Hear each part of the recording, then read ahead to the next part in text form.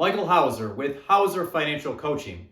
The first step to building wealth is getting out of debt and staying out of debt. The first step to getting and staying out of debt is avoiding new debt.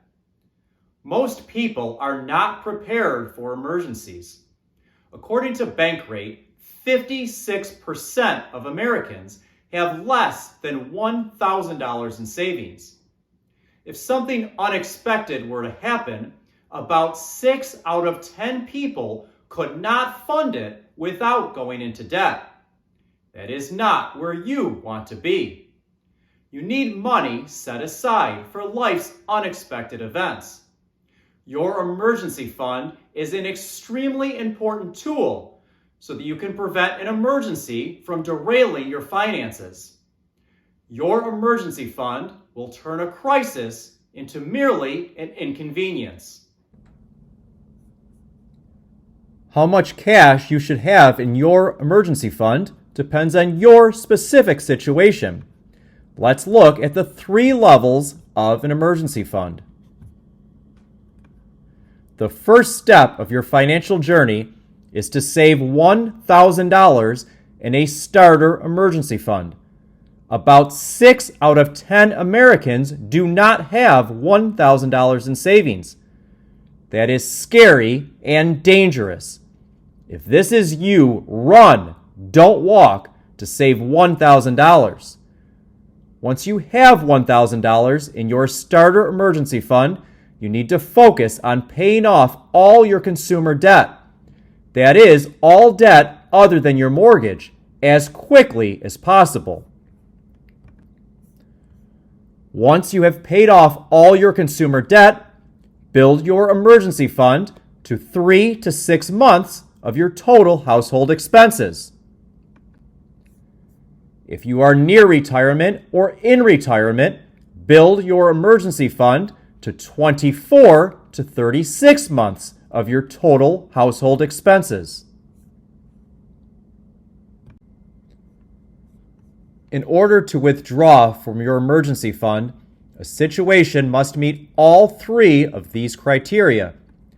It must be unexpected, it must be absolutely necessary, and it must be urgent. If it does not meet all 3 of these criteria, do not use your emergency fund. Here are some examples of things that are not unexpected. Annual or semi-annual payments, such as auto insurance and property taxes, routine home or auto maintenance, routine doctor visits, and Christmas gifts. These should all be part of your budget, not taken from an emergency fund. Here are things that are not absolutely urgent: home renovations, upgrades to your car or phone, vacations, and sales.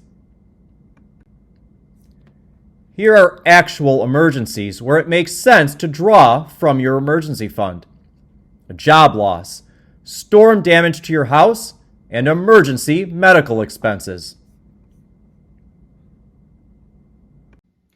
Have you ever said or heard someone say, "I don't need an emergency fund, I have credit cards"? This presents multiple huge problems. First, if you keep a credit card around for emergencies, you will see that everything starts to become an emergency. And if you didn't have the cash to pay for it this month, in all likelihood, you won't have the cash next month either, which means you will be paying 20%, 25%, or even 30% interest rates to the credit card companies. Check out my True Cost of Credit Cards video to see how destructive this would be to your financial future.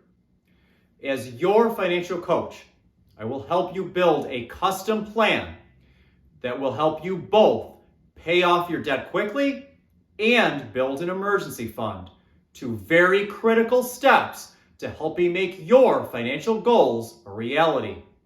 Schedule your free financial coaching consultation today to get started on the path toward your financial success.